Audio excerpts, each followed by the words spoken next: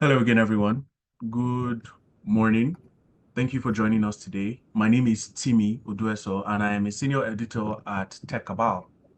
Today, we'll be discussing the future of payments in Nigeria with insights from Zone's recently launched report titled Nigeria Payment Outlook 2024.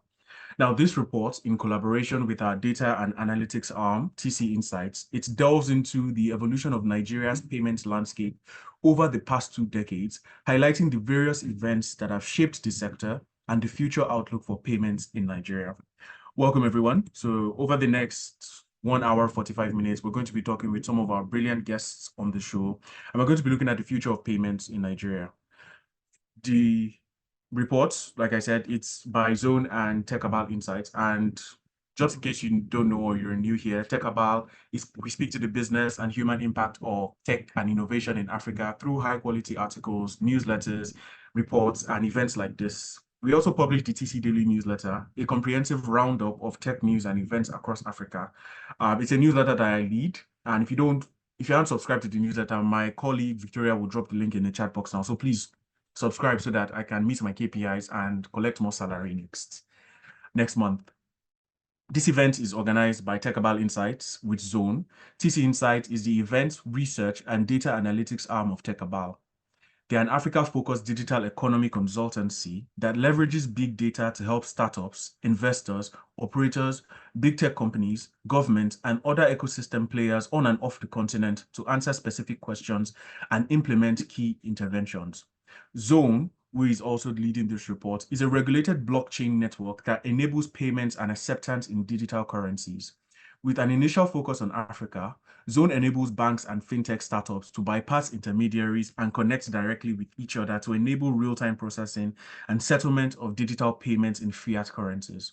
So with me today, so as I mentioned, we're discussing the future of payment, the outlook of payments for the future in Nigeria. And with me today, we have 4 guests who are going to take us through their thoughts and use their experiences to basically foreshadow what we can look forward to in the next 10, 20 years. First, of course, is Ope Adeoye. Ope has spent 20 years in the technology and payments ecosystem in various capacities, including engineering, leading high-performance product teams, and deal sourcing for merger and acquisition activities. Most notable is his work in helping to birth and grow QuickTeller and lending services, while at InterSwitch, Nigeria's largest payments company. He's presently the founder of Onepipe, a company building a platform that makes it possible for organizations to launch or embed financial services like accounts, improve payments, and credits within their products. Hi, Ope. Welcome. Hi, Timmy. Thank you very much for having me. Thank you. Next, we have Surayyah Ahmad. Surayyah is a general partner at Aduna Capital, a venture capital firm that invests in early stage underserved founders in Africa. She is also the founding partner at TT Labs, an accelerator focused on supporting founders from diverse backgrounds, particularly in northern Nigeria, and among female entrepreneurs, helping them validate their ideas and prepare for funding. Previously, Surayyah successfully exited an e-commerce and founded an AI company in the UK. Her professional experience includes a role as a senior product manager in the UK. She's currently studying at the University of Oxford with a focus on finance and impact investing. Her previous academic achievements include a degree in business management from the University of Hertfordshire and a second degree in economics from the University of London, with academic direction from the London School of Economics. Additionally, she completed a master's program in digital products management at Boston University, USA. Hi, Surayyah. How are you doing? Hi, Timmy. Thank you. I'm great. I'm lovely to be here with all of you. Next, we have Olayiwola Osoba. Olayiwola serves as the Vice President of Marketing, and Corporate Communications at Zone. Zone is a fast-growing payment infrastructure company. Olayiwola has previously held key roles at Tech Experts, Andela, and Intel Corporation, driving growth through innovative marketing strategies and robust corporate communications across Africa. His accomplishments include spearheading marketing operations at Andela and supporting the PC acceleration project at Intel in Nigeria, Ghana, and Kenya. He holds an MBA from Quantic School of Business and Technology and completed an executive program at Harvard Business School. A member of the Chartered Institute for Marketing and the Advising Practitioners Commission of Nigeria, he is also a committed mentor and pro bono advisor to tech startups and SMEs. Hi, Lai. Good morning. How are you doing today? Hey, buddy. Thanks for having me here. I am fantastic and I'm excited to be here. Thank you very much. Thank you.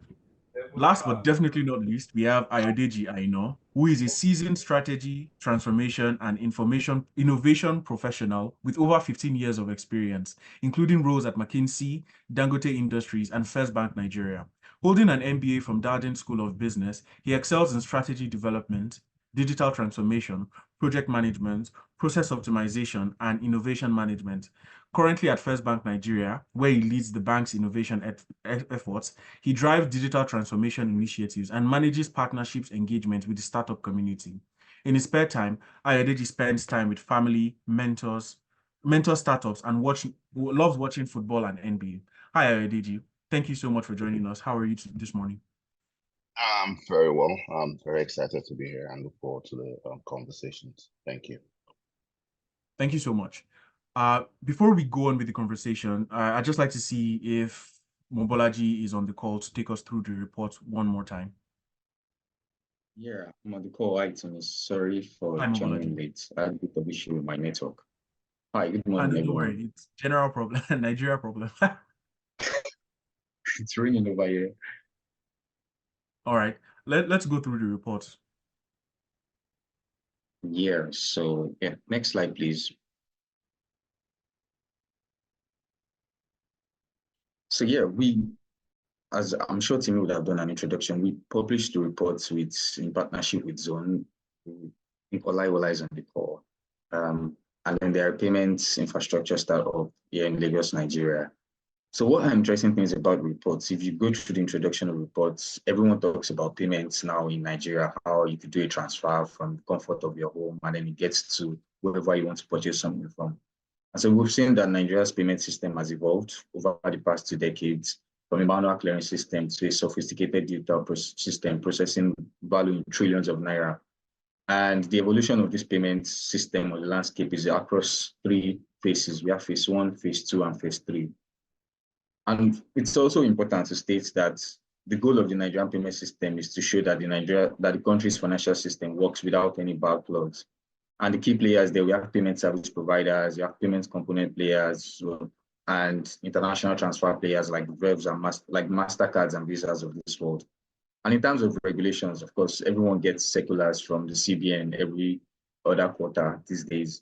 We have the NDIC, which ensures banks. We have the Nigerian Interbank Settlement System, which is a key infrastructure for interoperability within the payment space.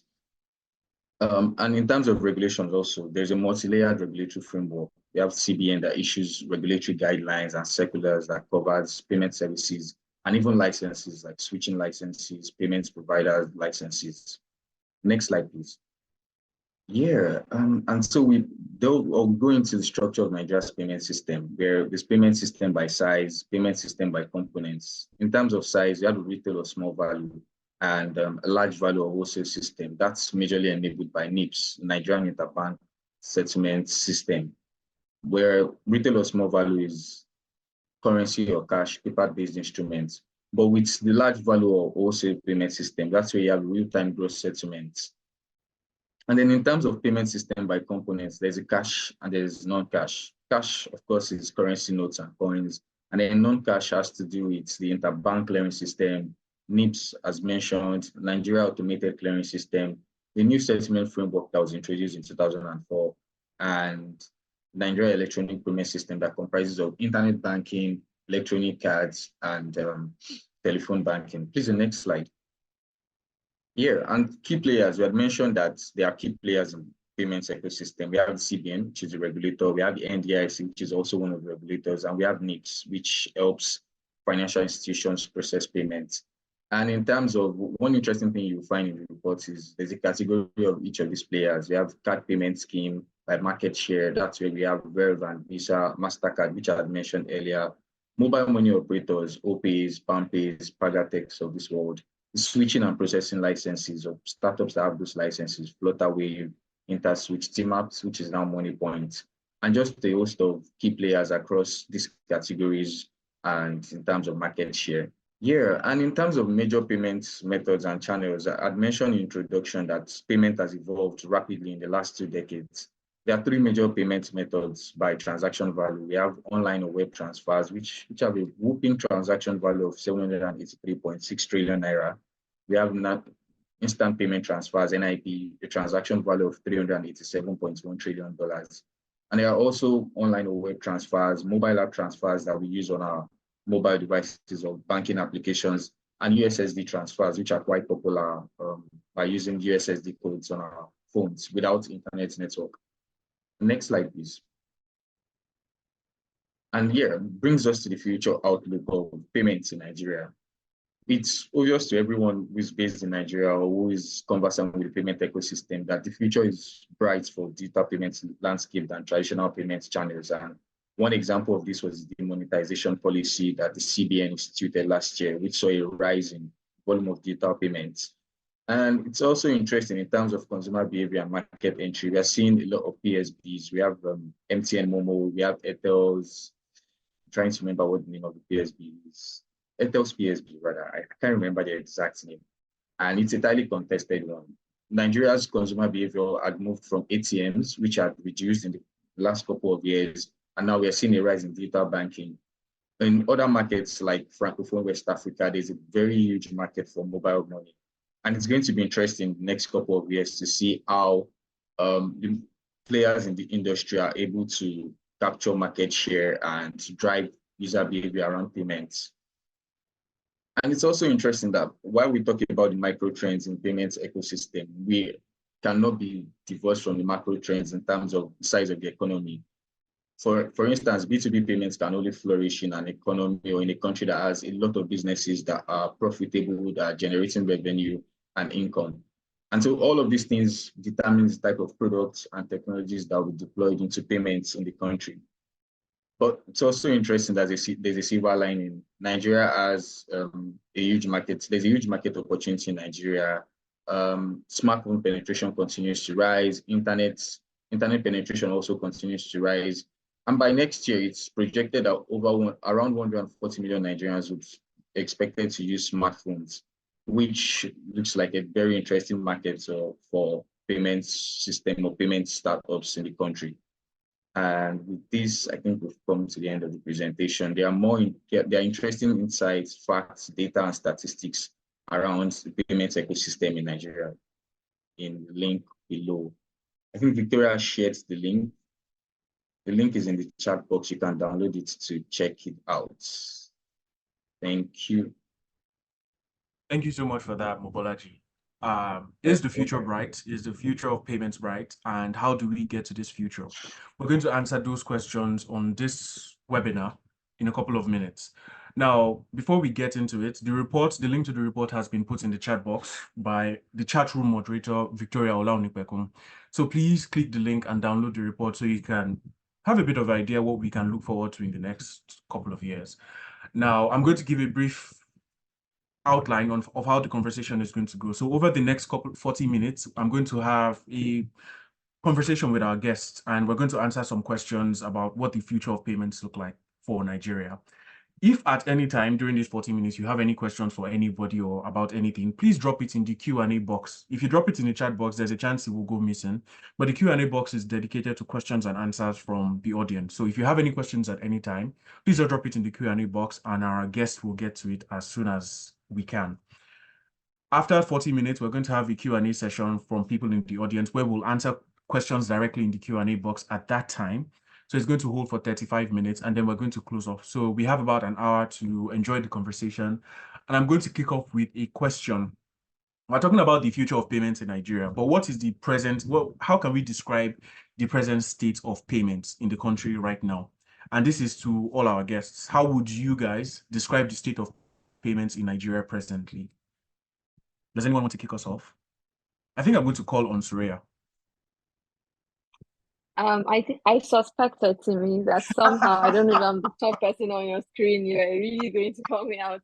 Well, good morning, everybody, and lovely to be here today. Thank you for that presentation, Timmy. I think I would say there is a clear pathway at this point in time. Probably a couple of years back, you would say there weren't clear market players. Yes, the switch was in the market. There were a couple of fintechs coming up, But now we can pretty much say that the market understands where it is right now. We clearly understand the challenges that we're facing, but also the regulators are keeping up with the need for basically they're keeping up with the regulatory gaps in the market. So I would say there is some sort of maturity. I wouldn't say we're completely mature, just because as a country, the maturity of payments will go hand in hand with, as you said, internet penetration and the use of smartphones.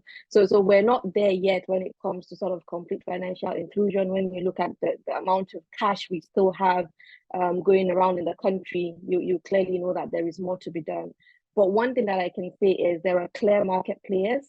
And when there are clear market players, we know that these players can innovate, and improve adoption over time.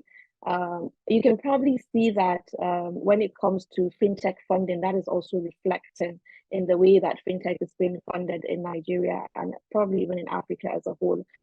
Investors know that people have already taken the market, a chunk of the market share, and they have what it takes to capture a good amount of the rest of the market or to innovate around the market. So people have backed the people that they're going to back, right?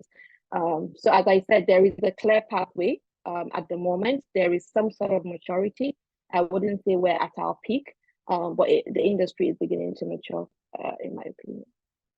Thank you. Thank you so much for that, for kicking us off, Surayyah. So I'm going to pick on the next person on my screen now, which is Ayodeji. Hi, Ayo. Thanks, Timmy. I'll follow from what Surayyah said. I'll look at it so that the industry is matured, and I'll tell you why. But when we look at, first of all, you see that within the payment space, revenue or profitability in terms of fees and charges are declining, right? That's one of the features of a matured market, right? If you see the number of players that are also in that space, you see quite a number, right? So on those two factors, you could say that the market is matured. However, when you also compare, our market to other countries in Africa, you see that we are way ahead. I don't know how many people have been to countries like Sierra Leone or Guinea, and you really appreciate the progress that we have made as a country. I think one of the key drivers is the presence of a national switch, right, which is one of the key things that ensures or facilitates payment across the different players. So I'll say as a country we're matured. But one of the first countries, or one to even have instant payments, just to even take that as a feature, right? Where even more advanced countries are just struggling to get that in place, right? So with respect to our payments in Nigeria, I would say we're mature, and as Surayyah said, the future is clear in terms of what we need to do. So it's more innovation on the back of the matured status we are in order to progress. Thank you. Thank you so much, Ayo. Olayiwola, what about you? What does the state of payments in Nigeria look like from your end? Thanks, Timmy. I actually agree with everything that Surayyah and Ayodeji has actually said. I think that we are very mature, and I was going to make a reference, the whole thing about how in other African countries, when you see what payment looks like in those countries, you actually start to appreciate what we have here. And I guess just speaking to the maturity of the payment space in itself, we're seeing a lot of innovation, right? For instance, at Zone, we're actually a payment infrastructure company, and we're using blockchain technology, right, to power everything that we're doing. And when you think about that in its sense, blockchain is already a contentious technology because the use case for blockchain has really been for crypto, but then seeing how we're able to get approvals, all of our licenses, and then now we're actually processing payment for banks and fintechs. It really says a lot about how much we've come and what the future really holds for the space in itself. So I think yes, the payment space in itself is great at the moment, and there's a lot of potential for it in the future. Thanks, Lai. Ope, over to you. Thank you very much for having me to I think at the risk of being the guy who rains on everyone's parade, I will be cautious to say it has matured and only just say it is growing really fast. And my perspective would be, and this is just personal to me, I like to see payments in two dimensions. There's the dimension I call, in my view, remote payments, mostly digital. You go to some website or you send money to somebody. So you make the payment remotely. And then there's the in-person payments, which is you are there to buy something at that specific point in time and value exchanges hands. I think largely speaking, remote payments is tending towards maturity. It's the easier thing to grab. Digitization is happening at a fast enough pace. So whether people are building websites or apps or etc., because digitization is happening, then remote payment is following it very quickly. But in-person payments, I think, is lagging. It's also growing fast, so not to mix it up. It's growing fast, but it is lagging on what it can potentially be. And my perspective to that is the entire country as a whole, like the value that is exchanging between people, a lot of it is in person. Whether you're buying from a shop or a plumber comes to your house or an electrician comes to do something, a lot of value exchange is face to face. Now, the exchange of money for those things that are happening is not moving as fast as it will have been doing in remote payments. So my perspective is, I think we're growing really fast. And I think I saw somewhere in the report, which I scanned through just before the call, I think about 40% penetration or thereabouts. I think we're growing really fast, but the harder part to tackle is that in-person experience, which is also picking up, but I think has quite some work to do. I really like that angle because it leads us to our next question. You've talked a bit about how we've grown over time and online payments is not as as buoyant as it should be. So what are the hurdles that we're facing for the adoption of what would you say is the biggest hurdle we're facing for the adoption of digital payments in Nigeria? So I think Ope, you can start us off and then we can move to Lai to answer. In my view, I think it's to likely be a unanimous view by most people. The biggest will always be trust. The paper I'm holding in my hands that we both agree is called money, I can give it to you and it is now yours. You get that. We all understand that. Then you now tell me you press something on the phone and I should not worry, the money is with me. There's some element of trust that needs to be deepened in that case. So the first, I think, is trust. I think the second, and I think lots of people are noticing it now, is just general spending power of the average individual. If I wake up in the morning and all the money in my pocket is 10 naira, right? But between morning and evening, there are a lot of activities I need to get involved with that will cost money. There's no way I'm going to do those things digitally when I did not have a store of value holding the money I need for those things. So it's the money I made from going to point A to point B, which I likely collected in cash that I used to settle the next transaction of point B to point C. So cash just keeps moving because of that. So I think the second problem is spending power in general. Because for digital payments to happen, there needs to be some digital store of value, money at rest, like money that I don't need that is staying somewhere, right? Most people don't have money that they're not using that is staying somewhere, except maybe rich men like Ayodeji. People like us don't have such things.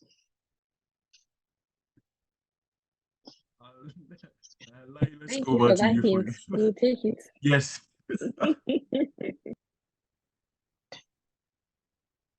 Okay, Lai, your answer. Yes, I think I'm just going to write off what Ope said, right?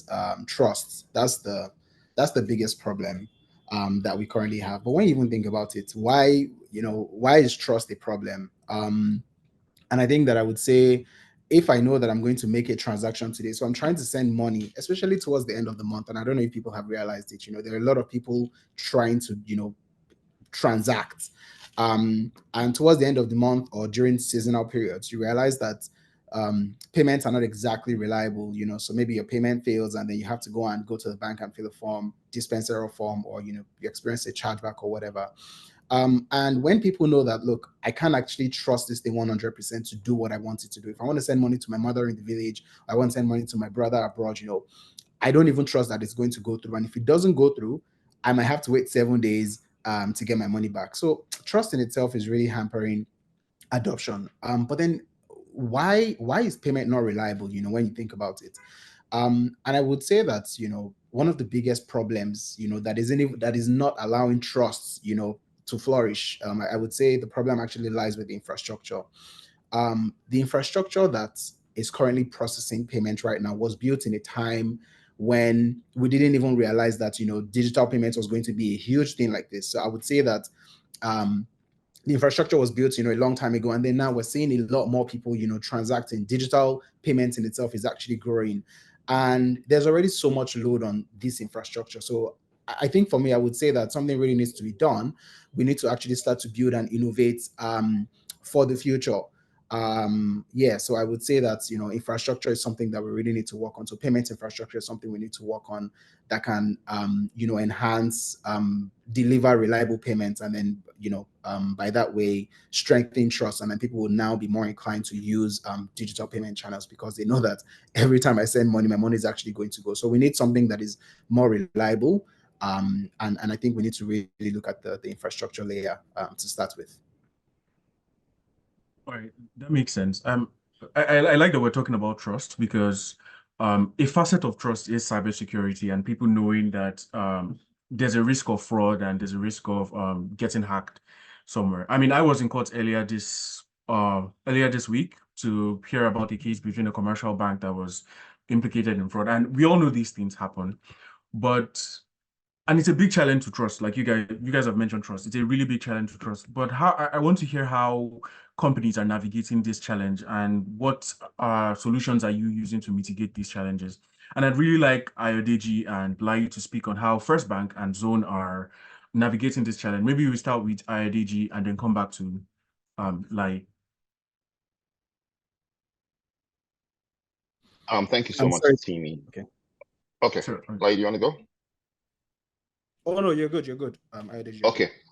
So when you look at the respect to cybersecurity, or from some form of ensuring trust, we'll look at it from two angles. I think the consumer has a role to play.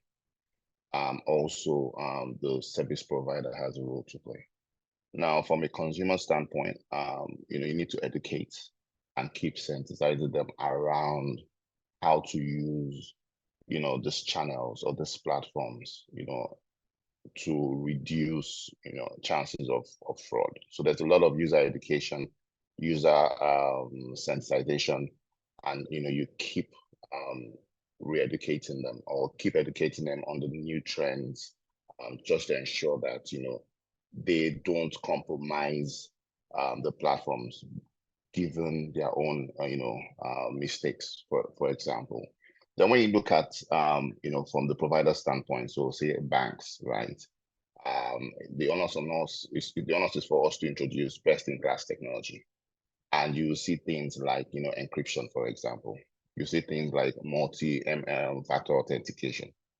You see things like leveraging AI to do biometric or behavioral analysis, right? So putting in structures or leveraging emerging technologies to fortify the system from a platform standpoint, right? So when you combine these two, that helps address or minimize or or mitigate the chances of cybersecurity attacks. So that's the way we look at it. And if you look at from a FirstBank perspective, all these key things I want to that we have prioritized, just to ensure that we build the trust and confidence of our customers in using platforms for payments. Thank you. Okay, great one, Ayodeji.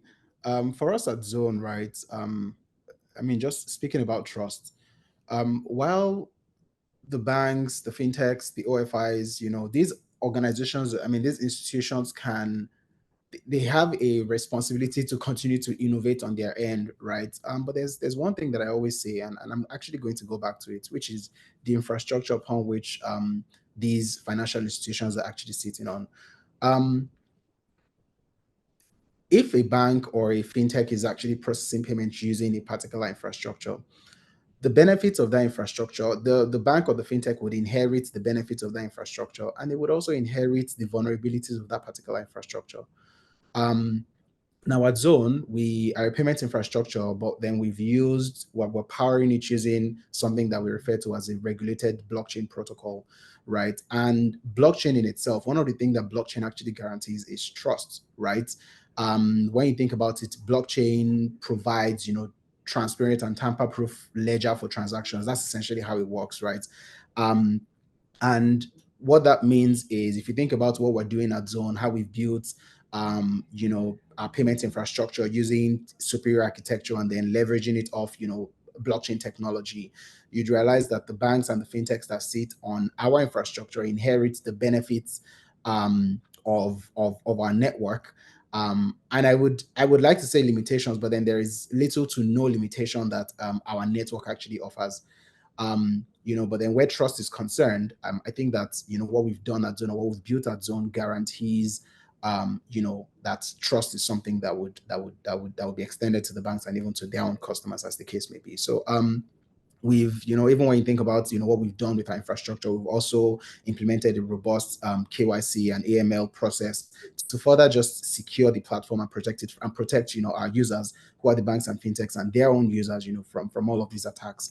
And then to also buttress, Ayodeji's point about how even customers on their own end, there's a responsibility for us to also continue to educate them, right? Because bad actors wake up every day saying, how can I hack the system? What are the new things that I need to build and innovate to ensure that I can crack the system? So financial institutions and even payment infrastructure providers need to also continue to innovate. We just really need to be ahead of the curve, right? Because if we don't continue to innovate, these bad actors are actually going to catch up, and then, hacking will just be something that will be very, very simple. I guess that's what I would say about how we need to manage this, as the case may be. Thank you so much. I think we spoke about infrastructure a lot. So we need to build, we need to innovate. And a lot of fintechs are doing that. A lot of fintechs are coming up to say, hey, we want to try. Well, some fintechs are coming to say, hey, we want to try this new solution.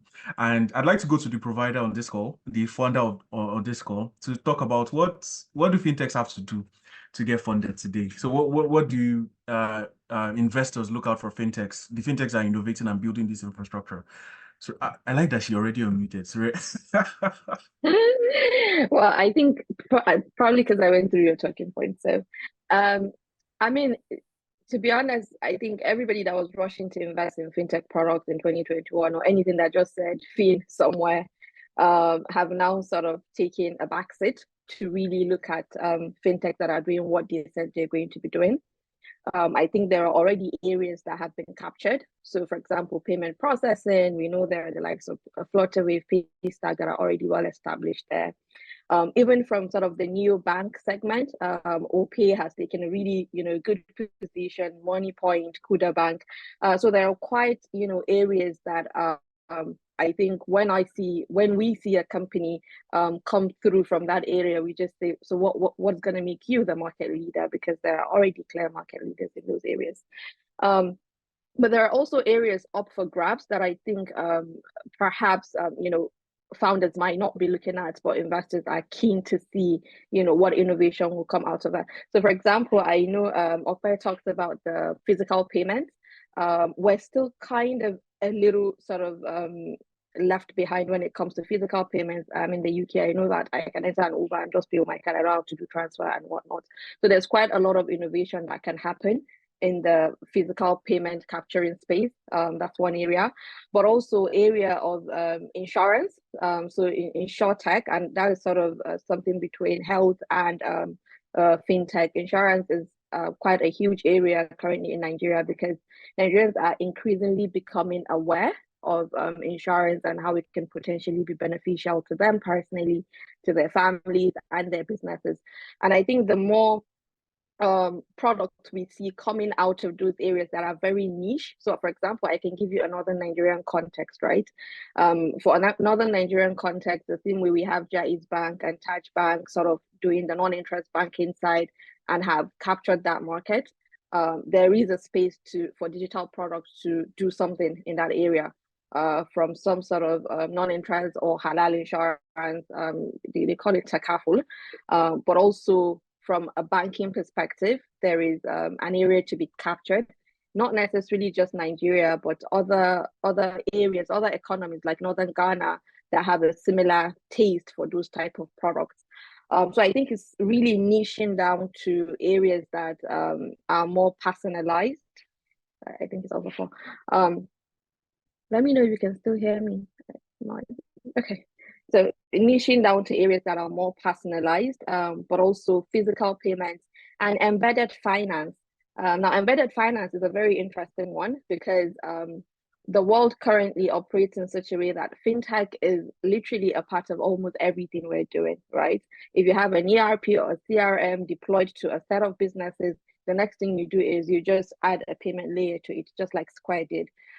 So there is a lot of investment going into embedded finance, from logistics to, as I said, ERP, software as a service. Fintechs are continuously being integrated in those areas. And that is an area that founders should focus on. So build a product first that people really want, and then you can embed fintech in it, as against trying to reinvent the wheel, or as some people say, we're competing with Moniepoint and so on. Lastly, I think consumer credit. Now, consumer credit with a caveat, because I personally believe the credit market in Nigeria is still very much unexplored, probably because of regulatory issues as well. Now that there's the open banking regulation framework that has come in, that should make things a bit easier. But we're not even exploring consumer credit at all. What we've done so far has not necessarily worked because there is no proper way of collecting or recovering debt that companies have given out to customers. So I think as regulators continue to introduce policies that would make it easier for companies to recover credit that they've given to consumers, we're going to see some growth in that area.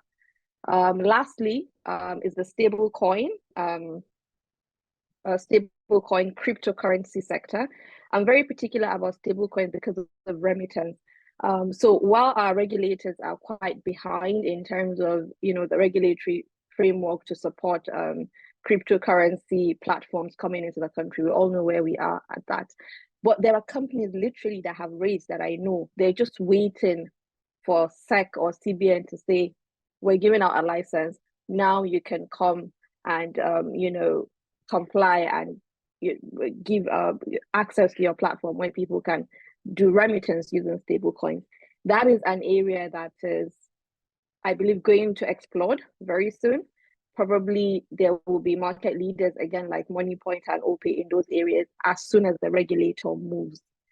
But people are already ready. Founders are already ready. They've already raised funding. They're already in regulatory sandboxes in other countries like Rwanda and South Africa that are a bit ahead in the regulation in that sector. So definitely keep an eye on that. On that sector. Thank you. Outlining that. I took some notes, so in case I want to find, like in a couple of years, you see me asking you for funding. It's your notes I'm working on.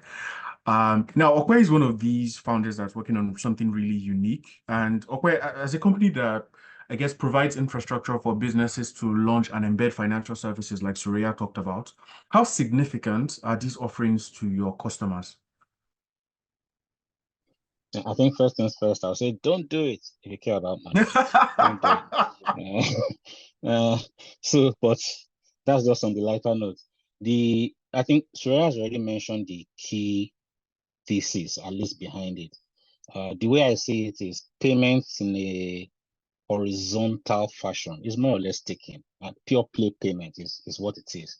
Now, what is starting to happen is that payments and payment adjacent use cases are now starting to look like something that must be done in a niche expression, vertical based, value chain based, etc.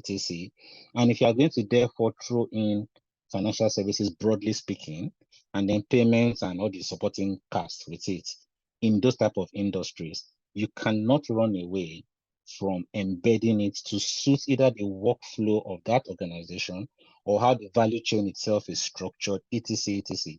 So in our own business, we're already seeing these scenarios play out. The challenge is that the depth of digitization in any vertical or value chain that you pick is questionable. So if you pick the FMCG industry, for example, and you say, actually, pure play payments is not the best experience for money in FMCG, as an example, you will then start to find out that credit happens between manufacturer and distributor. Credit happens between distributor and the logistics guy that takes the bus in the morning. Credit happens between that logistics guy and the final retailer who buys the goods from him. If you say, okay, therefore, let me throw in payment into that value chain to kind of capture some of the value that today is about maybe 15% that is exchanging hands in all sorts of expensive credit play and logistics nightmares, right? Let me throw some digitization in there to, in quotes, embed financial services. You will then find out that, oh, I need to provide digitization experiences for the driver, digitization experience for the manufacturer himself, who happens to be headquartered in France and takes 2 years to decide what he needs to do.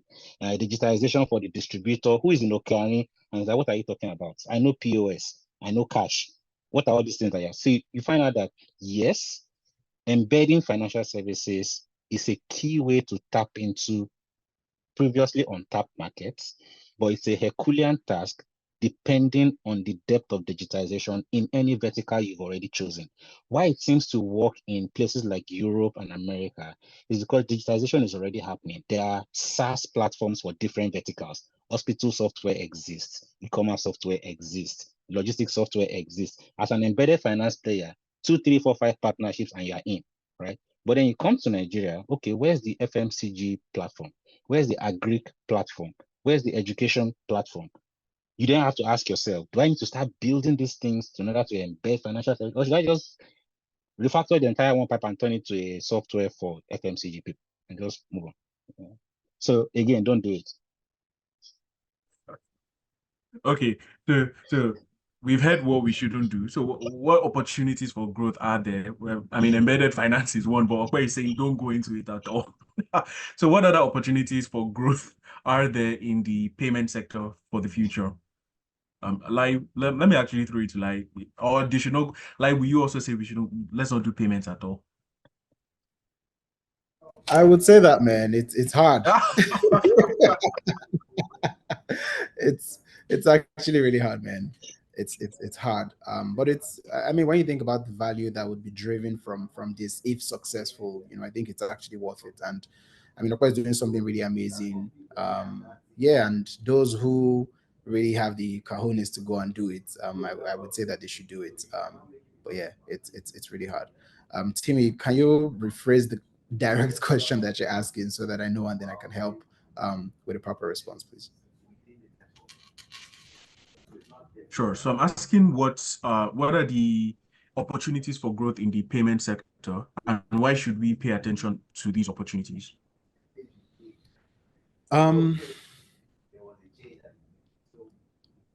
So yeah, so there's, I mean, we in the report we did say something about how we only have, I think, 40% of the adult population are currently banked, right? So there's a huge population of unbanked. I think that 60% in itself is already a huge opportunity. And financial service providers need to start to think, to say, how can I innovate to solve or to meet the needs of this remaining 60%? Again, because if you think about it, right, value is moving. Value actually has to move, right? And by value, I mean money, right? People are transacting every day, right? And when you think about it, you say, this 60%, how are they currently transacting? How are they moving value? And when you just think about it, that whatever way they, I think we lost like for a bit there.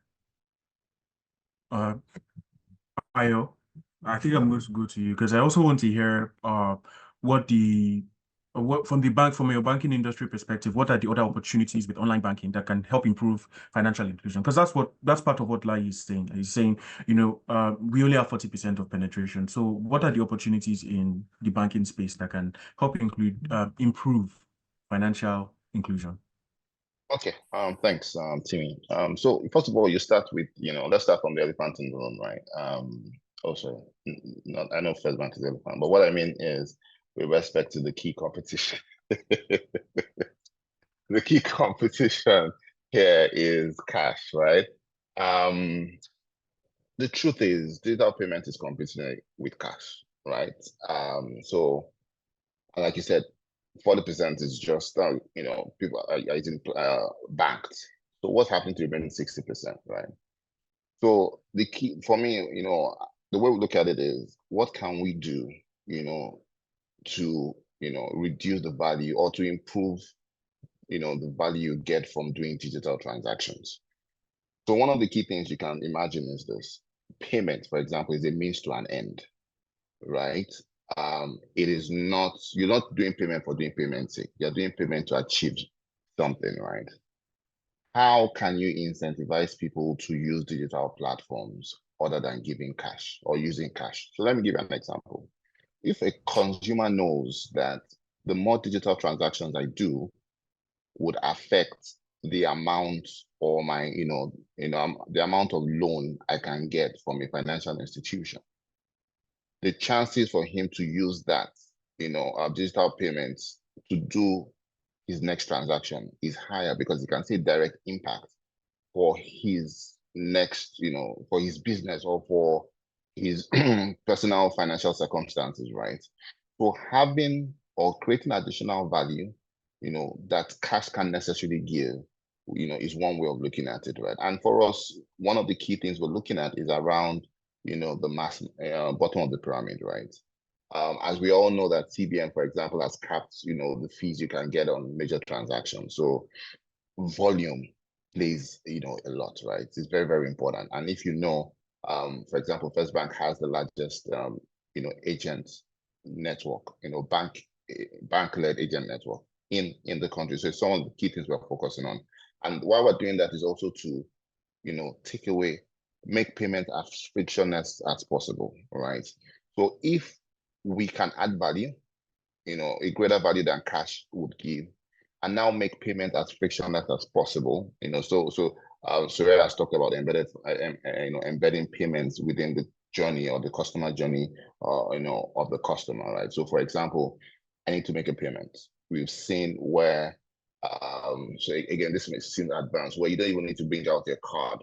You can use your face to make a payment, right? So, are there things that can bring convenience, right, to help drive or ease the payment process? So those are things where we see opportunities. So you're looking at making it less stressful. You just look at, if I want to make a payment, I have cash.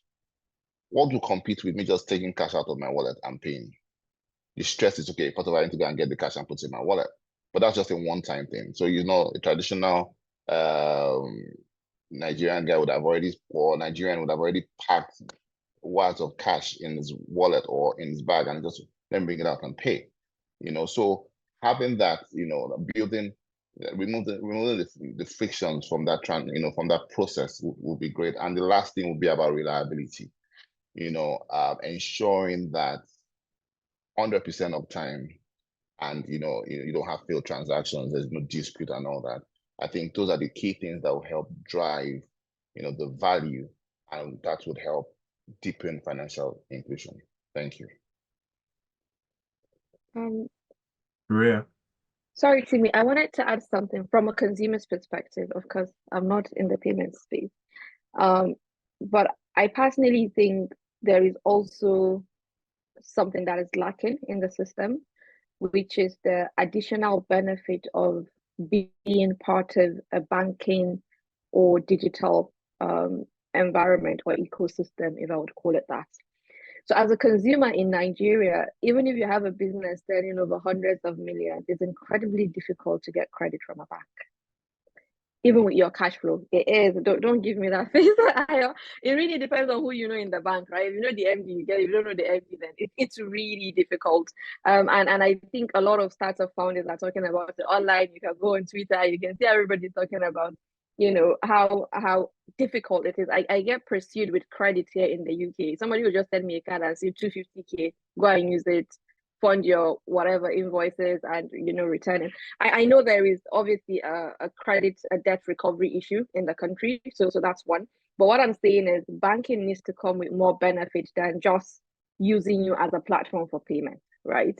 I need to know that if I'm banking with you, there is additional benefit coming out of banking with you. And at this point in time, one of the reasons that we are using banks in Nigeria is just for people to transfer to us and for us to transfer to them. There isn't as much benefit in terms of being able to access credit for your business, or even some banks are trying, some banks are helping businesses by supporting them in one way or the other, sponsoring ecosystem activities and giving them some sort of value add. But what I'm saying is, what is the benefit of being within a banking ecosystem beyond me giving you my deposit and then using your app to make payments? So that, for me, that's something that I would like to see, financial institutions consider more when it comes to the benefit they're giving to consumers, and how that would make them loyal to, or even to want to or not want to be part of a banking ecosystem at all. So I'm a FirstBank customer, so I'm going to let Ayodeji Timmy, respond for us. Exactly. Thank you. So again, to be honest, and this is one of the things we tell customers. We have very, very extensive loan offerings from a FirstBank perspective. And I tell you this. So for example, we have First Credit, which is zero collateral, right? Leveraging AI to credit score the customer.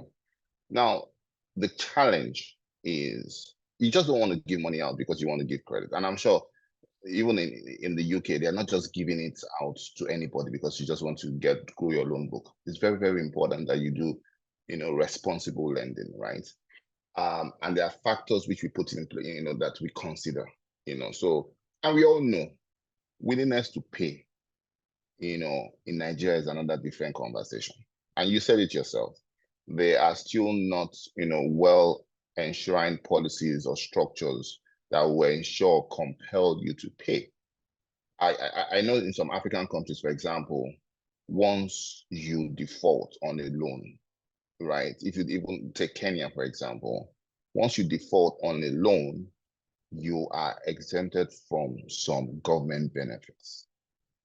I don't know how many people know about, there's a product in Kenya, Fuliza, that does an NPL of less than 1% because of those, punitive measures if you don't pay, right? So those are the things we're hoping the new entity set up by the federal government with respect to, credit would help put in place, and that will really help, open banks to put more money into the pipeline. We all want to lend because, again, that's our business, making money from lending. That's where we make money from. But again, you don't want to lend and not get it back. If you lose a loan, if your NPL is high, you're just going to erode a lot of shareholders value, right? So lending is our core, very, very, and we're leveraging the best technology out there to lend. We won't give without collateral. And so if you have anyone that is credible, let them just open a FirstBank account. We'll process and see what it is. Thank you for selling FirstBank's credit offerings. No. that is well noted. But yes, I just wanted to put it out there that it is a growing issue, and I personally think banks are happy lending to the big guys and saying, to hell with all of you. So I think as much as banks are pushing for other regulatory issues, one of the ways to get more financial inclusion for people to want to be more included in the banking ecosystem is to push for those policies that would enable you to service those customers that actually are credible, but you haven't developed a system of knowing if they're credible or not, and if they should be lended money or not. So much, Surayyah. We're going to the Q&A session very shortly. So reminder to everyone in the audience, if you have questions, please put it in the Q&A box and we'll get to it in a couple of minutes. Now, I like that we ended on the regulatory part because I do want to move to regulations a bit.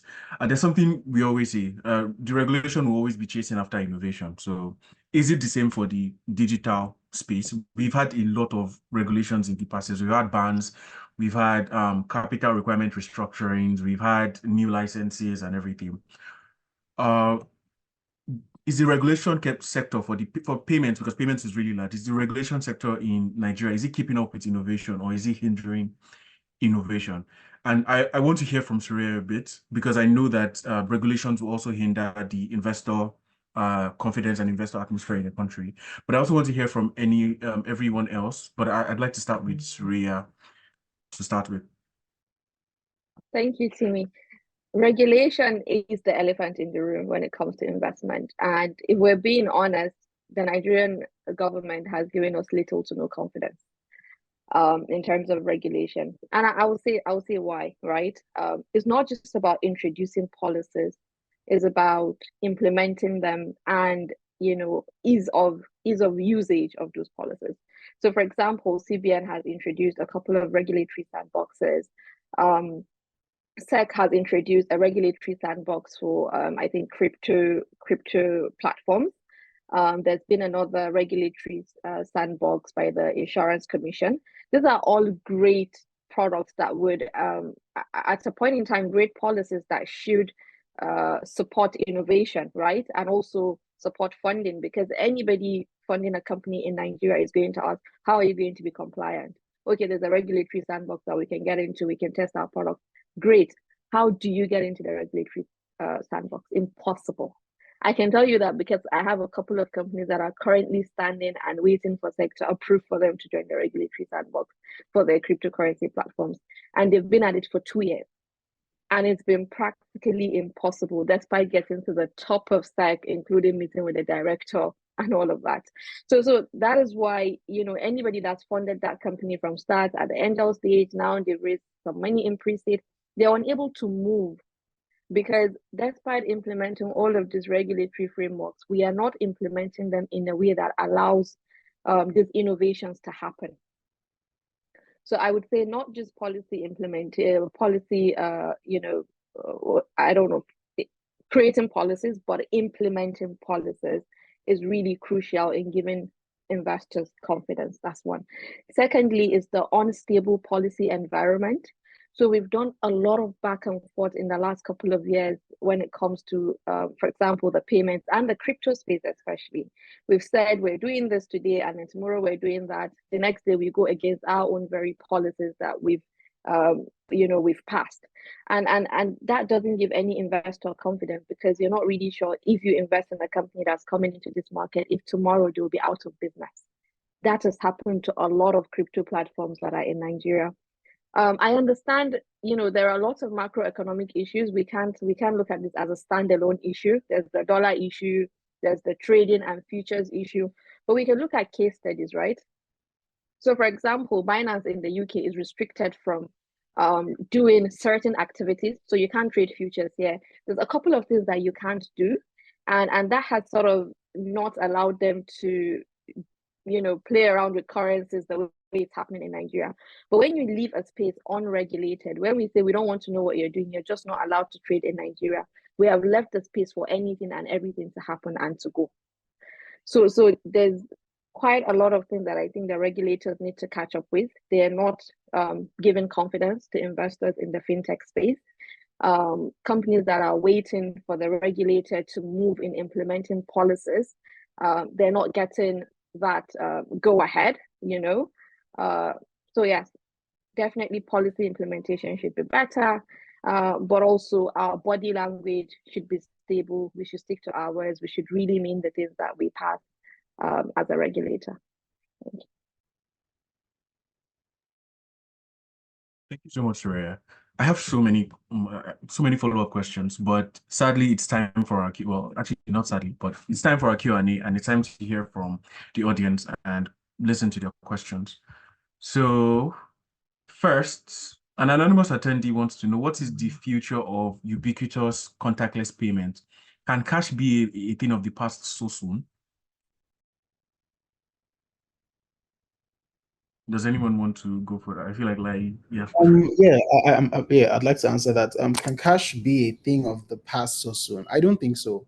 I think that CBDCs in itself, and by CBDCs I mean central bank digital currencies, I think that CBDCs have a huge role to play in the nearest future, right? And even, the stable coin that Surayyah, alluded to as well. We're going to a future where CBDCs and stable coins, these means of payments would be the thing, the in thing, and how people actually transact in value. But would cash ever really be out of the system ultimately?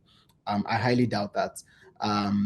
But I think that CBDCs actually have a huge role to play in how we exchange value and how we transact in the nearest future. But I think cash would always still have a role to play, especially in this type of climate. I'm speaking in the context of Nigeria.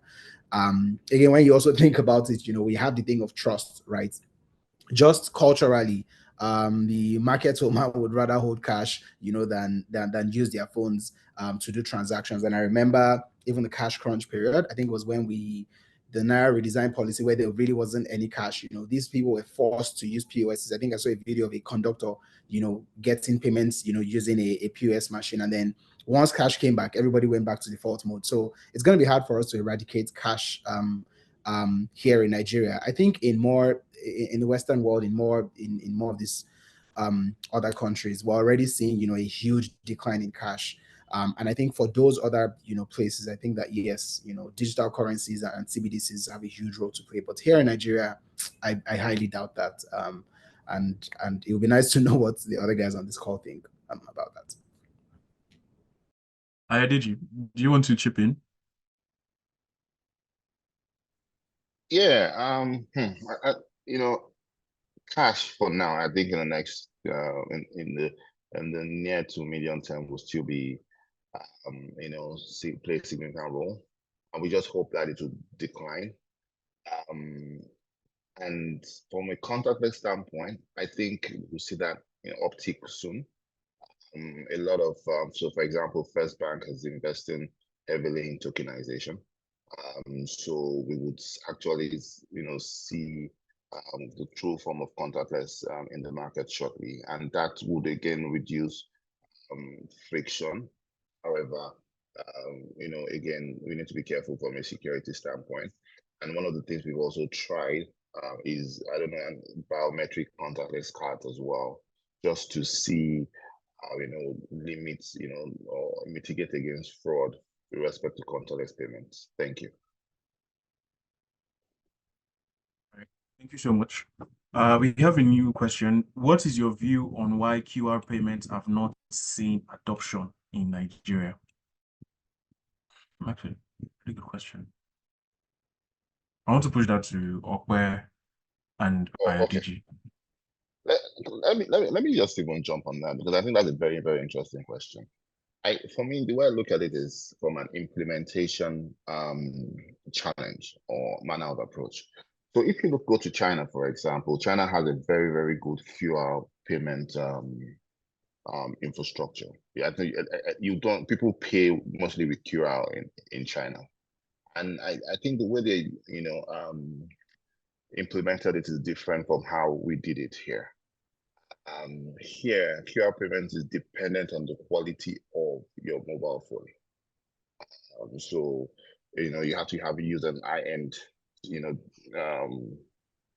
mostly high-end phones to do that. However, in China, it's the merchants that has that capability, and which is easier to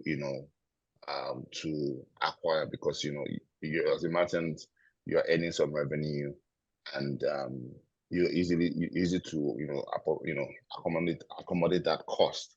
So what you see is the readers from the merchant standpoint are more professional, or how I say that the capability is higher. So irrespective of the phone you have, you can still do QR payments, and so they read the QR. So the merchant that reads the QR, while in Nigeria, you as the consumer, you're the one that reads the QR. So you can now see where the quality of the handset that you use comes into play. So for me, that's one of the key things that I think that has impacted on the uptake of QR payments in Nigeria, because majority, how many people, what percentage of the population really and truly use high-end phones, right? So that's one of the key things, drawbacks with respect to QR in Nigeria. Okay, I don't know if you want to add any other thing from your own perspective. Yeah, I think I just want to make it again a little bit more difficult. For me, I think the structure of the market itself is part of why QR payments are unable to take off so easily. So in the markets where it has mostly taken off, for example, QR code payments, the merchant is a WeChat customer, the consumer is also a WeChat customer. Everything is happening on net, right? At best, you have WeChat fighting Tencent. That's it. Now, when you come to Nigeria, 20-something banks, almost 100 consumer apps, you then have this forceful attempt to create, what's that big word we like to use in regulation? Compatibility, where interoperability, thank you. You then have this big issue to try and force interoperability with regulation. It then takes a long time. I can bet you today, if for some reason a big bank like FirstBank is able to get all of its customers to adopt QR as a mode of payment, get all of its SME customers to accept QR, you will suddenly see significant uptick in QR code-based payments on net. Now, is the attempt to try and make the Access Bank app work on the merchant acquired by Moniepoint versus the one acquired by Ope, that then creates this complexity of trying to figure out what does QR really mean, and then you try and force that with regulation. So I think that's a more difficult problem. It's a good thing that the market is spread out, but also a bad thing because you can't then quickly, things can't take off easily. Okay, thank you for that. Chukwudi has a question. He says, we still have a gap in our technology leading to many issues. What can be implemented to improve or upgrade our tech on a large scale? Do you have any suggestions? And I think Surayyah spoke about this a little bit, but we can throw it back to Ope and Surayyah as well, because Ope, you're already building some solutions on this end. So any suggestions for Chukwudi? I can't say I fully understand the question. I think he's asking about the tech.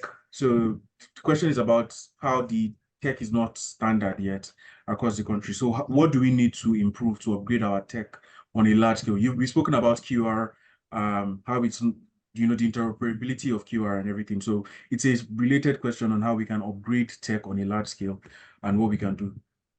Now, my view on that is that typically scalability and the pains of scalability are usually learned on the job. They are not things you do. Right? You can try your best to pre-do it, but it's the ability to respond as you evolve that helps. Today, NIBS is known to be very resilient with the NIP infrastructure, at least to a large extent, right? It didn't happen overnight. We know of the growing pains in the, 10 years ago. InterSwitch is not the automatic InterSwitch we all know today. We know there was a time when it was just a struggle so as you evolve, it's the ability to evolve as skill meets you that really helps you improve the tech. That's my view. So my thinking is that every organization, as you scale along, it's important, I think, for all of us in this space, as you scale along, it's important to invest in what it takes to stay abreast of the pains of scale.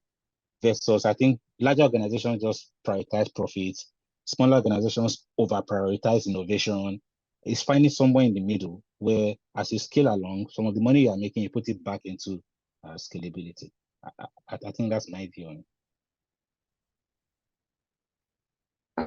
I think I'll add to what Ope said by coming from a regulatory perspective again. I think technology also sort of falls behind regulation, right? So while we're talking about interoperability, we know that until like a year ago, we didn't have an open banking policy or regulation. And that means as much as we want to build technology that is interoperable between all of these platforms, we're restricted by the regulation of open banking in the country. So the thing is, our regulators they fly out, like the policies just fly out anyhow, anywhere, right? As against the fact that I know it's hard to keep up with innovation, but really sometimes it's not that we don't know how to build, it's that we're not allowed to build in that way, in that manner. So it's really important that regulations and policies coming out from the payment space are in such a way that they drive technological innovation because that will affect interoperability, and that would also allow innovators to innovate around technology that would implement those policies. Speaking of regulations that fly around very quickly, someone is asking, how can we stay safe with the frequent policy changes? Should we take the risk and move on, or wait for clarity?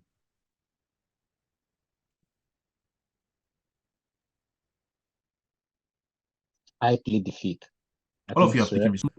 I plead defeat for now. I think Ayodeji or Surayyah should be the best to answer that kind of question. So I just have to play safe. I don't understand, Ope. We need to align with your regulators. I don't understand what they're saying. So, okay, I'm going to take a very unpopular, unorthodox position. As an entrepreneur, right? I believe do it, and the regulators will follow you, whatever.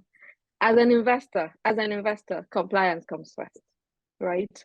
If you don't comply, you're in deep trouble. So I would say wait for clarity from an investment perspective. And I know I saw Olayiwola like shaking his head as when the likes of Paystack and Flutter started, a lot of times they were not at par with CBN. Everybody was fighting everybody. Eventually CBN saw that there was a market and then decided to fall in line. And the policies, the regulatory environment then started to catch up, right? So it's a very thin line between allowing innovation to exist or slowly waiting for regulators to catch up and say, oh, now we understand what you're doing. I would advise, try as much as possible to comply. You can't grow or scale without compliance, that's for sure. But if you're innovating, try and push your way through some sort of sandbox. And again, the regulatory sandbox doesn't work. So you see where I'm coming from. It's really hard for entrepreneurs because you either innovate or you wait until your regulators are ready for you to do that. So let me now be serious. Just a joke. So the approach we take, right, is to innovate with our regulator. It's a joint engagement. and they are FirstBank, or don't forget, FirstBank can innovate with regulators. I mean, this big elephant is innovating with regulator. So so again, I think I need to let Ope know that we were the central bank before central bank was established. So we have a very, very good working relationship with the central bank, and we co-create with them. So the advice is to try to carry the central bank along as you are taking or making all these investments. And it's not just only FirstBank that does it.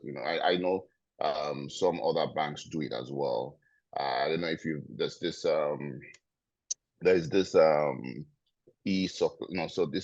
supply chain product that one of our competitor banks rolled out, right? Which was also in partnership with working with CBN as well. So it's what that's what banks are doing right now. So we've learned that we can't wait for regulators. We need to educate them, take them through the journey, and co-create together so that we can meet or delight our customers. So that's it, okay. So it's no story. Ayodeji, and I'm also going to add to what you just said, because I think Zone actually fits perfectly into what we're talking about. When we even thought about what we wanted to do, build a payment infrastructure, using blockchain technology, we just knew that, look, if we take this thing to CBN, man, it wasn't even going to fly. So one of the things that we did at first was even the term, we didn't even call it blockchain technology. We said we're using some main ledger, and I think for us, it was very important for us to, again, as you said, walk them through the journey, say, look, I mean, we know that you're afraid of what you don't understand, and you'd rather just not do it until you understand it. So I think it was very important for us to take them on that journey of educating them to saying, look, this is how this technology works, this is what it does, and then go through the process of just getting them to understand how the entire thing works. So yes, there was a patience game, and when they heard about it, they're like, okay, yes, we understand this thing, and we think that there's a huge benefit for us. And then we got the approval in principle, and then we got the our license, as the case may be. So I agree with you. I think that, just working hand in hand, educating them, it can actually be a very long journey. I'm not even going to lie, but I know that our regulators, to a very large extent, as long as what you're building is safe, because again, we're dealing with people's money, it's safe, it can be trusted, it's reliable, they're always very big on, supporting, right? And I don't think that all of the innovation that we've seen in Nigeria's payment space today, I don't think that would have gotten to this point if the regulators were not, aligned or progressive even in how they wanted, the payment space to look like. So yes, I would say that just educate them and then take them along, and I guess, everything would work out well, if legit.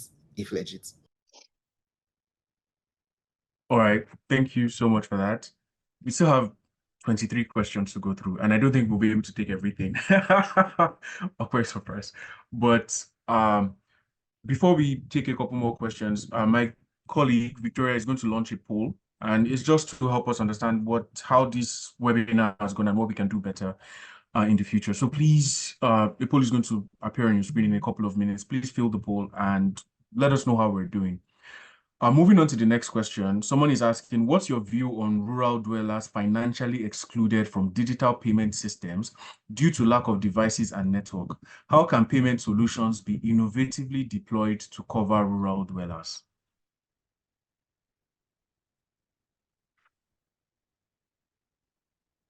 Let me try to take a stab. Let me take a stab on that. I think the basic thing is infrastructure, right? And I think that's one of the key things that NCC is trying to achieve with the rollout of the MVNO license, right? So that they can deepen the penetration or the availability of the needed infrastructure in these rural areas. So that is one of the key avenues that we are looking at, for example, to be honest, with respect to deepening our penetration with, in the rural areas. So as the MVNO operators roll out, we will see more, deeper penetration within the rural areas, and that would provide the right enabling environments for payments to take off in those locations. I don't know, Ope, do you want to add anything? Ope is interested in this. No, I was just going to say that somebody in a bank that is in remote areas is probably the best fit to provide that kind of answer. So that was going to be my cop-out.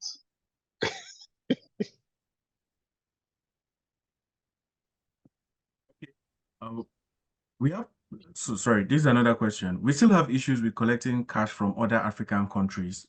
How can this be alleviated? It's easier for us to collect dollars through the like of Wise than to collect Rwandan francs from Rwanda. Zone. Olayiwola. I mean, I think we need a settlement currency, we need to use something to settle. And I think Afrexim or Paxful, I'm not even sure at this point. I think that a lot of them have actually been working on something that, we can use to facilitate that. But until we have, an organization that can actually hack, that settlement currency that we can use. Some people are, exploring dollars, some people are exploring at Zone, it's also something we're working on. Next year, we're actually going to be launching our cross-border use case, and we're currently innovating. I think earlier this year or last year, we're thinking of using gold, right, as the underlying gold. Yes. So again, have a digital currency that is native to our network, and then back it with gold, because again, when you see gold has actually appreciated. I think over the last 50 years, that has appreciated by 10%, year on year. So it's been quite stable, again, because you also need something stable. And then we thought about using CBDCs, so what is that particular stable coin? Again, what somebody just needs to innovate and find that, underlying settlement currency. And then once we do that, I think that it would be easier for us to move from there, as the case may be. Right now, I think there's some people that are currently doing something on that end, but I think there's a lot of back end logistics that is happening, as the case may be. But yeah, next year you would definitely see something from Zone, and we'll be able to enable financial institutions to that, as the case may be. Okay, thank you. We have one question from Ismail. What lies in the future of the e-Naira wallet in light of the numerous emerging payment options? Is it dead on arrival? It's not from my mouth, you hear that. But let's ask. Okay, and I'm saying that so you don't call my name. I was about to call your name. No,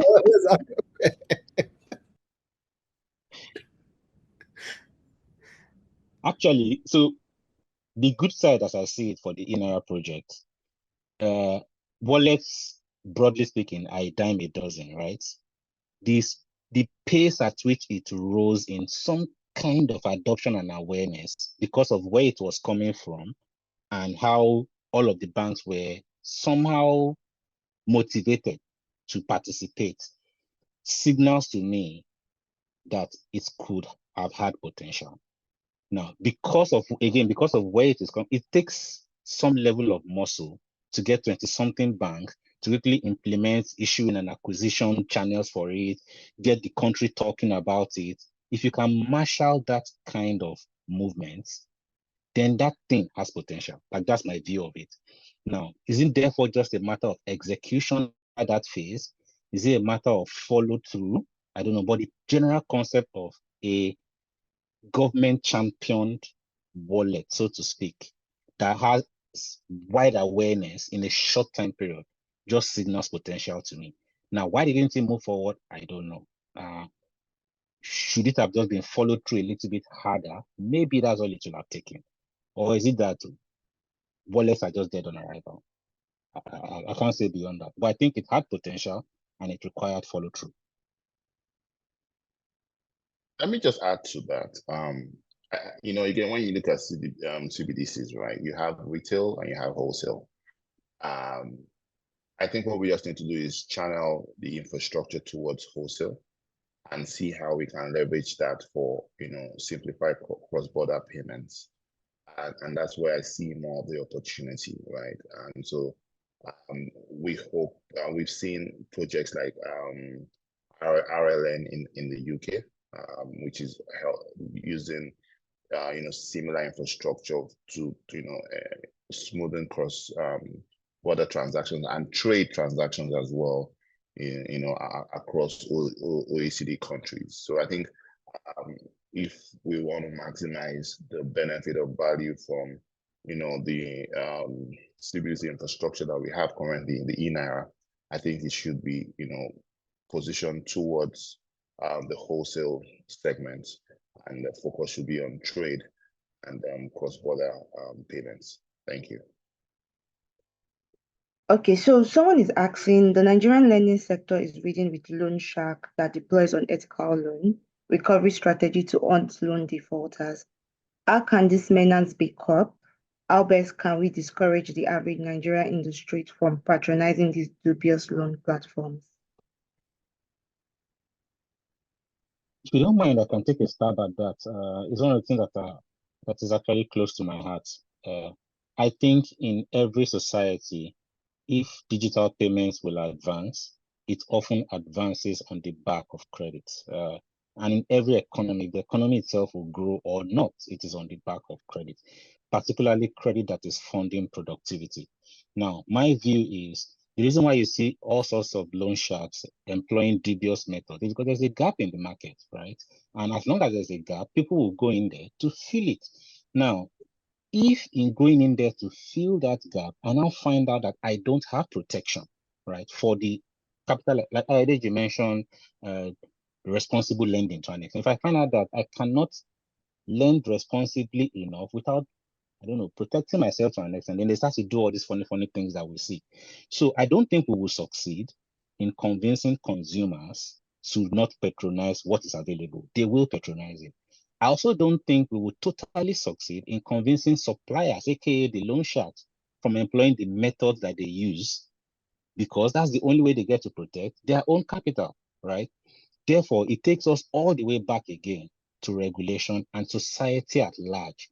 I think the reason why most people find it difficult to service their credit obligations is because they know they can get away with it. It's just what it is. Now, once the society is structured in a way, you are trying to rent a house and the landlord will check your credit history.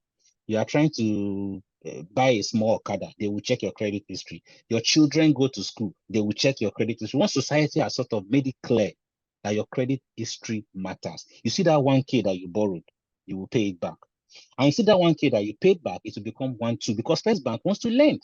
That 1.2 will become 5K in Access Bank. Access Bank will Zenith will buy from Access at 6K. You then start to grow. The entire society itself starts to grow. Now, if you link this back to payments, I think a payment system that is credit-led, that starts at a low entry point, I don't know, a credit line of 2,000 Naira, for example, that grows quickly, can actually be the best way to drive payment adoption and credit at the same time. But for it to run at scale, there needs to be societal or regulatory level efforts to make it important that if you borrow that 1K, please pay it back, because everyone is trying not to pay back. That's just what it is.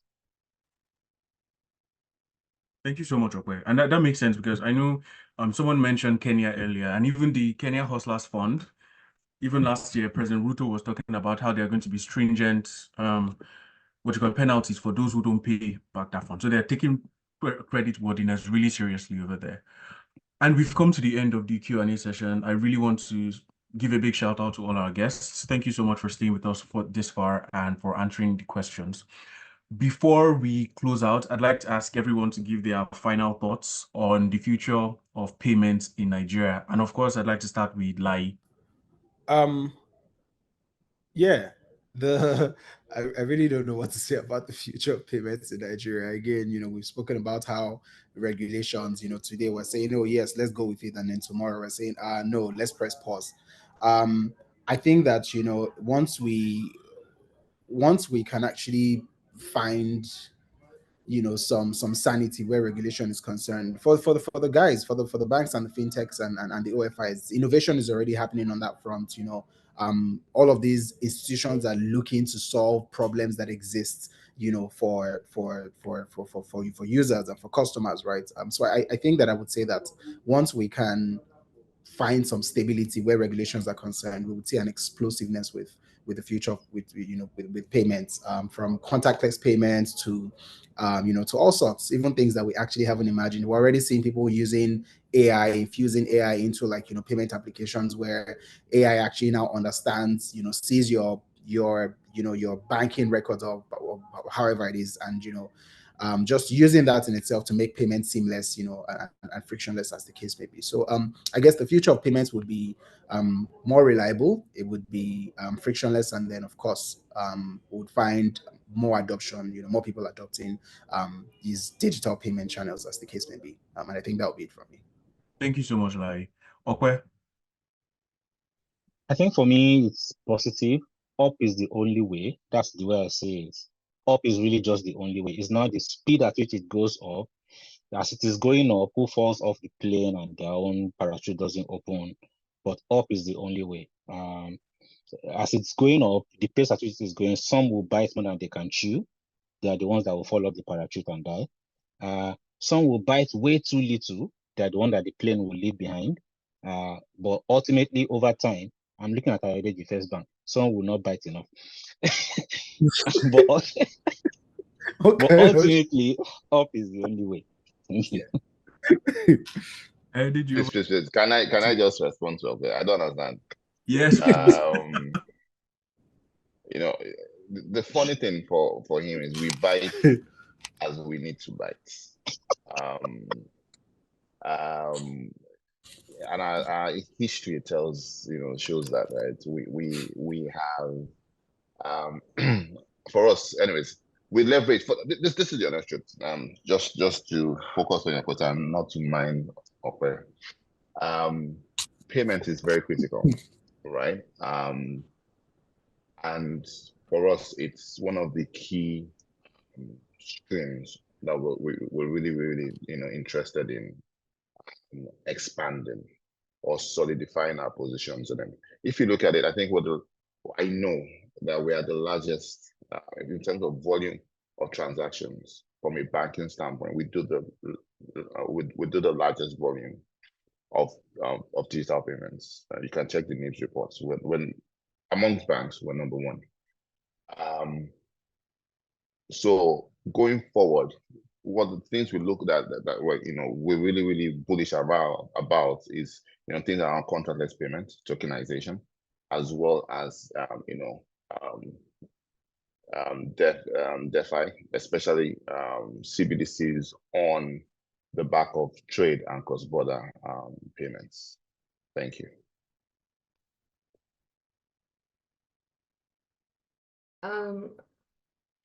I think I would want to do like a catch up with Ope and Ayodeji on the back of this call, just to find out if there's a juicy gist I want to hear, if there's a beef somewhere, it's something that we should really know about. But yeah, it's been interesting, this call. What I want to say is, I think it is very positive. The future is very positive. Where there is a problem, there is an opportunity. The 40% adoption rate that we have really presents a 60% opportunity.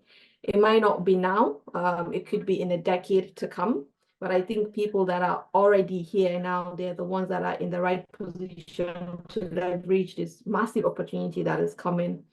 Any single move in Nigeria's economy, in the GDP, in the level of income, or in general, any sort of maturity that the country gets, the payment sector that is directly affected with anything that happens in the economy. And I think while there are so many issues at this point, the future is very bright, even for Nigeria as a country. Us, the young people, are increasingly aware of the role that we should play in making the country better. And I know that any company that is currently in this space right now is in the midst of a potentially great country with so much opportunities that will come. It might sound too positive, too optimistic. I know all of you are tired with your back end stuff. But at the end of the day, I think the future is bright, and I'm very optimistic about Nigeria and the payment space. Thank you. So much, Surayyah.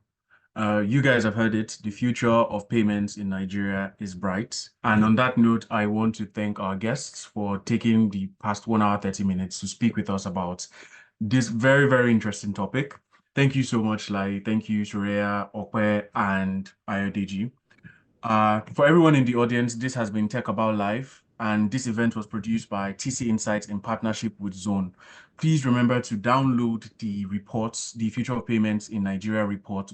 The link is in the chat box, so please download the report and also fill out our post-event survey to tell us what we did good and what we can do better next time. Thank you so much for your time. My name is Timi Odoso, Senior Editor at TechCabal, and good night. Is it good night, Seth? Good weekend. Happy weekend. Go and do your payment stuff. Or you spend your money this weekend. Thank you Spend very your much. money. Thank you so much. Yeah. Have a good weekend. Okay. Have a good weekend, My guys. eyes are on you. All right.